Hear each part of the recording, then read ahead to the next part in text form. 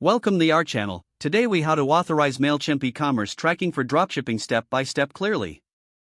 To authorize Mailchimp e-commerce tracking for dropshipping, start by logging into your Mailchimp account.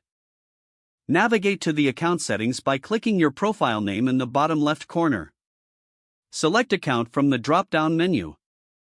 Once in your account settings, look for the Extras tab on the menu. Click on API keys located under the Extras tab. You will need to create a new API key for integration. Click the Create a Key button. Once the key is generated, copy it to your clipboard for later use. Now, open a new tab and log into your dropshipping platform.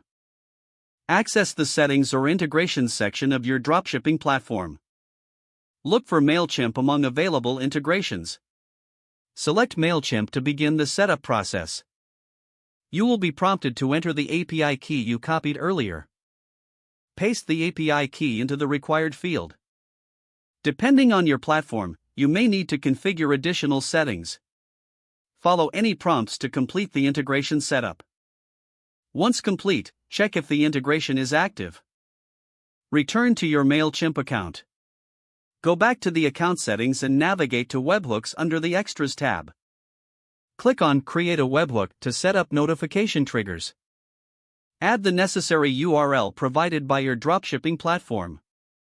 Configure the webhook settings based on the actions you want to track. Save these settings to finalize the webhook creation.